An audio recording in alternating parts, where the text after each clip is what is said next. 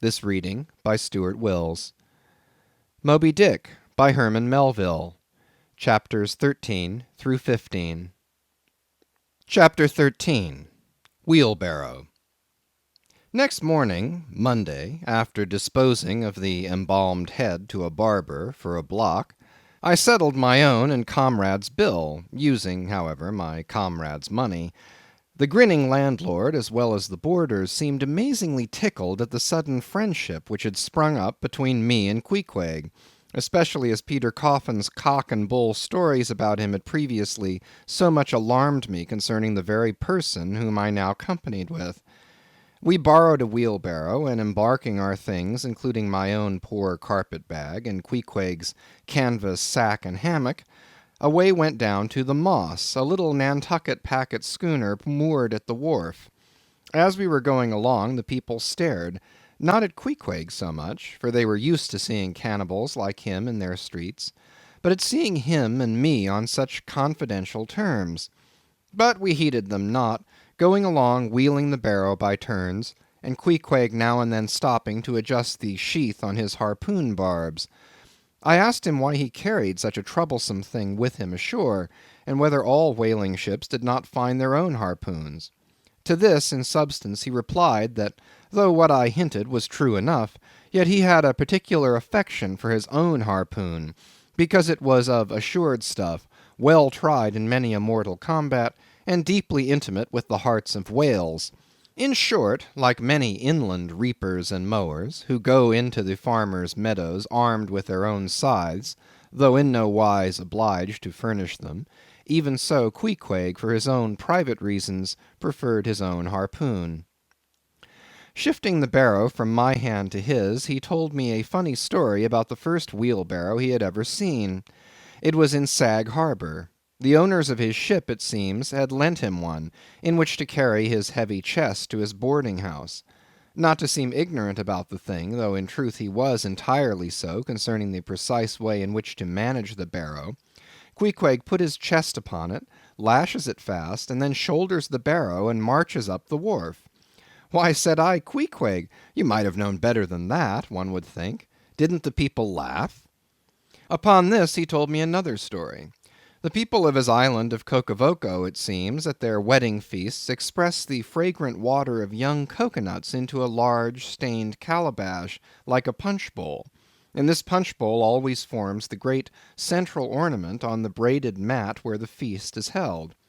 Now a certain grand merchant ship once touched at Cocavoco, and its commander, from all accounts a very stately, punctilious gentleman, at least for a sea captain, this commander was invited to the wedding feast of Queequeg's sister, a pretty young princess just turned of 10. Well, when all the wedding guests were assembled at the bride's bamboo cottage, this captain marches in, and being assigned the post of honor, placed himself over against the punch bowl, and between the high priest and his majesty the king, Queequeg's father. Grace being said, for those people have grace as well as we, though Queequeg told me that unlike us, who at such times look downward to our platters, they, on the contrary, copying the ducks, glance upward to the great giver of all feasts. Grace, I say, being said, the high priest opens the banquet by the immemorial ceremony of the island, that is, dipping his consecrated and consecrating fingers into the bowl before the blessed beverage circulates. Seeing himself placed next to the priest, and noting the ceremony, and thinking himself, being captain of a ship, as having plain precedence over a mere island king, especially in the king's own house, the captain coolly proceeds to wash his hands in the punch bowl, taking it, I suppose, for a huge finger-glass. "Now," said Queequeg, "what you think now? Didn't our people laugh?" At last, passage paid and luggage safe, we stood on board the schooner. Hoisting sail, it glided down the Acushnet River. On one side New Bedford rose in terraces of streets, their ice-covered trees all glittering in the clear, cold air. Huge hills and mountains of casks on casks were piled upon her wharves, and side by side the world-wandering whale ships lay silent and safely moored at last, while from others came a sound of carpenters and coopers, with blended noises of fires and forges to melt the pitch, all betokening that New cruises were on the start. That one most perilous and long voyage ended only begins a second, and a second ended only begins a third, and so on, forever and for aye. Such is the endlessness, yea, the intolerableness of all earthly effort. Gaining the more open water, the bracing breeze waxed fresh. The little Moss tossed the quick foam from her bows as a young colt his snortings. How I snuffed that Tartar air! How I spurned that turnpike earth, that common highway all overdented with the marks of slavish heels and hoofs, and turned me to admire the magnanimity of the sea which will permit no records. At the same foam fountain, Queequeg seemed to drink and reel with me. His dusky nostrils swelled apart, he showed his filed and pointed teeth. On we flew, and our offing gained, the Moss did homage to the blast, ducked and dived her bows as a slave before the Sultan. Sideways leaning, we sideways darted, every rope yarn tingling like a wire, the two tall masts buckling like Indian canes in land tornadoes. So full of this reeling scene were we, as we stood by the plunging bowsprit, that for some time we did not notice the jeering glances of the passengers, a lubber-like assembly, who marveled that two fellow beings should be so companionable, as though a white man were anything more dignified than a whitewashed negro. But there were some boobies and bumpkins there, who, by their intense greenness, must have come from the heart and centre of all verdure. Queequeg caught one of these young saplings mimicking him behind his back. I thought the bumpkin's hour of doom was come. Dropping his harpoon, the brawny savage caught him in his arms, and by an almost miraculous dexterity and strength sent him high up bodily into the air. Then, slightly tapping his stern in mid-somerset, the fellow landed with bursting lungs upon his feet, while Queequeg, turning his back upon him, lighted his tomahawk pipe and passed it to me for a puff. "Capting! Capting!" yelled the bumpkin, running towards that officer. "Capting! Capting! Here's the devil!" "Hallo, you, sir!" cried the captain, a gaunt rib of the sea, stalking up to Queequeg. "What in thunder do you mean by that? Don't you know you might have killed that chap?" "What him say?" said Queequeg, as he mildly turned to me. "He say," said I, "that you came near killee that man there," pointing to the still shivering Greenhorn. "Killee!" cried Queequeg, twisting his tattooed face into an unearthly expression of disdain. "Ah! him bevy small fishy. Queequeg no killee so smally fishy. Queequeg killee big whale." "Look you!" roared the captain. "I'll killee you, you cannibal, if you try any more of your tricks aboard here, so mind your eye." But it so happened just then that it was high time for the captain to mind his own eye. The prodigious strain upon the mainsail had parted the weather sheet, and the tremendous boom was now flying from side to side, completely sweeping the entire after part of the deck. The poor fellow whom Queequeg had handled so roughly was swept overboard. All hands were in a panic, and to attempt snatching at the boom to stay it seemed madness. It flew from right to left and back again, almost in one ticking of a watch, and every instant seemed on the point of snapping into splinters. Nothing was done, and nothing seemed capable of being done. Those on deck rushed toward the bows and stood eyeing the boom as if it were the lower jaw of an exasperated whale. In the midst of this consternation, Queequeg dropped deftly to his knees, and crawling under the path of the boom, whipped hold of a rope, secured one end to the bulwarks, and then flinging the other like a lasso, caught it round the boom as it swept over his head, and at the next jerk the spar was that way trapped, and all was safe. The schooner was run into the wind, and while the hands were clearing away the stern boat, Queequeg, stripped to the waist, darted from the side with a long living arc of a leap. For 3 minutes or more he was seen swimming like a dog, throwing his long arms straight out before him, and by turns revealing his brawny shoulders through the freezing foam. I looked at the grand and glorious fellow, but saw no one to be saved. The Greenhorn had gone down.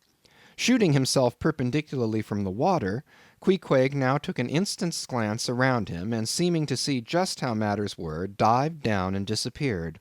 A few minutes more and he rose again, one arm still striking out, and with the other dragging a lifeless form. The boat soon picked them up. The poor bumpkin was restored. All hands voted Queequeg a noble trump. The captain begged his pardon. From that hour I clove to Queequeg like a barnacle. Yea, till poor Queequeg took his last long dive. Was there ever such unconsciousness? He did not seem to think that he at all deserved a medal from the humane and magnanimous societies. He only asked for water, fresh water, something to wipe the brine off. That done, he put on dry clothes, lighted his pipe, and leaning against the bulwarks and mildly eyeing those around him, seemed to be saying to himself, "It's a mutual joint stock world in all meridians. We cannibals must help these Christians." Chapter 14. Nantucket. Nothing more happened on the passage worthy of mentioning, so after a fine run we safely arrived in Nantucket. Nantucket! Take out your map and look at it. See what a real corner of the world it occupies, how it stands there away off shore, more lonely than the Eddystone lighthouse. Look at it, a mere hillock and elbow of sand, all beach and without a background. There is more sand there than you would use in 20 years as a substitute for blotting paper. Some gamesome whites will tell you that they have to plant weeds there, that they don't grow naturally, that they import Canada thistles, that they have to send beyond seas for a spile to stop a leak in an oil cask, that pieces of wood in Nantucket are carried about like bits of the true cross in Rome, that people there plant toadstools before their house to get under the shade in summer time, that one blade of grass makes an oasis, 3 blades in a day's walk a prairie, that they wear quicksand shoes, something like Laplander snowshoes, that they are so shut up, belted about, every way enclosed, surrounded, and made an utter island of by the ocean, that to their very chairs and tables small clams will sometimes be found adhering, as to the backs of sea turtles. But these extravaganzas only show that Nantucket is no Illinois. Look now at the wondrous traditional story of how this island was settled by the red men. Thus goes the legend. In olden times an eagle swooped down upon the New England coast and carried off an infant Indian in its talons. With loud laments the parents saw their child borne out of sight over the wide waters. They resolved to follow in the same direction. Setting out in their canoes after a perilous passage, they discovered the island, and there they found an empty ivory casket, the poor little Indian's skeleton. What wonder, then, that these Nantucketers, born on a beach, should take to the sea for a livelihood? They first caught crabs and quahogs in the sand. Grown bolder, they waded out with nets for mackerel. More experienced, they pushed off in boats and captured cod, and at last, launching a navy of great ships on the sea, explored this watery world, put an incessant belt of circumnavigations round it, peeped in at Behring's Straits, and in all seasons and all oceans declared everlasting war with the mightiest animated mass that has survived the flood, most monstrous and most mountainous. That Himalayan salt sea mastodon, clothed with such portentousness of unconscious power that his very panics are more to be dreaded than his most fearless and malicious assaults. And thus of these naked Nantucketers, these sea hermits, issuing from their ant-hill in the sea, overrun and conquered the watery world like so many Alexanders, parcelling out among them the Atlantic, Pacific, and Indian Oceans, as the 3 pirate powers did Poland. Let America add Mexico to Texas, and pile Cuba upon Canada. Let the English overswarm all India, and hang out their blazing banner from the sun. 2/3 of this terraqueous globe are the Nantucketers. For the sea is his. He owns it, as emperors own empires, other seamen having but a right of way through it.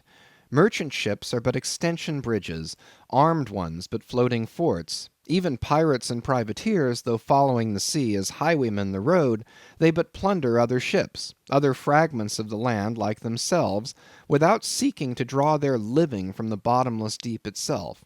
The Nantucketer, he alone resides and riots on the sea. He alone, in Bible language, goes down to it in ships, to and fro plowing it as his own special plantation. There is his home. There lies his business, which a Noah's flood would not interrupt, though it overwhelmed all the millions in China. He lives on the sea, as prairie cocks in the prairie. He hides among the waves. He climbs them as chamois hunters climb the Alps. For years he knows not the land, so that when he comes to it at last, it smells like another world, more strangely than the moon would to an Earthsman. With the landless gull, that at sunset folds her wings and is rocked to sleep between billows, so at nightfall the Nantucketer, out of sight of land, furls his sails and lays him to his rest, while under his very pillow rush herds of walruses and whales. Chapter 15. Chowder. It was quite late in the evening when the little Moss came snugly to anchor, and Queequeg and I went ashore, so we could attend to no business that day, at least none but a supper and a bed. The landlord of the Spouter Inn had recommended us to his cousin, Hosea Hussey of the Trypots, whom he asserted to be the proprietor of one of the best-kept hotels in all Nantucket, and moreover he had assured us that cousin Hosea, as he called him, was famous for his chowders. In short, he plainly hinted that we could not possibly do better than try potluck at the Trypots. But the directions he had given us about keeping a yellow warehouse on our starboard hand till we opened a white church to the larboard, and then keeping that on the larboard hand till we made a corner 3 points to the starboard, and that done, then ask the first man we met where the place was, these crooked directions of his very much puzzled us at first, especially as at the outset Queequeg insisted that the yellow warehouse, our first point of departure, must be left on the larboard hand, whereas I had understood Peter Coffin to say it was on the starboard. However, by dint of beating about a little in the dark, and now and then knocking up a peaceable inhabitant to inquire the way, we at last came to something which there was no mistaking. 2 enormous wooden pots, painted black, and suspended by asses' ears, swung from the cross-trees of an old topmast, planted in front of an old doorway. The horns of the cross-trees were sawed off on the other side, so that this old topmast looked not a little like the gallows. Perhaps I was oversensitive to such impressions at the time, but I could not help staring at this gallows with vague misgiving. A sort of crick was in my neck as I gazed up to the 2 remaining horns. Yes, 2 of them, one for Queequeg and one for me. It's ominous, thinks I. A coffin, my innkeeper, upon landing in my first whaling port; tombstones staring at me in the whaleman's chapel; and here a gallows. And a pair of prodigious black pots, too. Are these last throwing out oblique hints touching Tophet?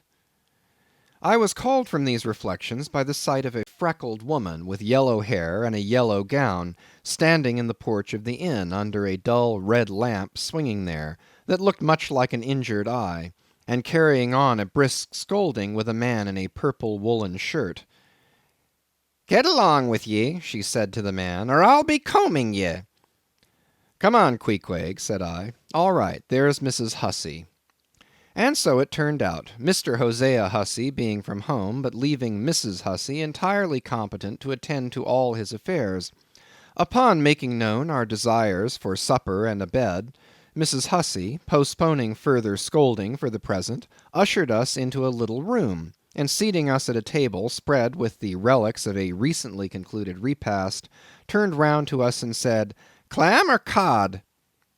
"What's that about cods, ma'am?" said I, with much politeness. "Clam or cod?" she repeated. "A clam for supper? A cold clam? Is that what you mean, Mrs. Hussey?" says I. "But that's a rather cold and clammy reception in the winter time, ain't it, Mrs. Hussey?" But being in a great hurry to resume scolding the man in the purple shirt, who was waiting for it in the entry, and seeming to hear nothing but the word clam, Mrs. Hussey hurried towards an open door leading to the kitchen, and bawling out, "Clam for 2," disappeared. "Queequeg," said I, "do you think that we can make out a supper for us both on one clam?" However, a warm and savory steam from the kitchen served to belie the apparently cheerless prospect before us. But when that smoking chowder came in, the mystery was delightfully explained. Oh, sweet friends, hearken to me.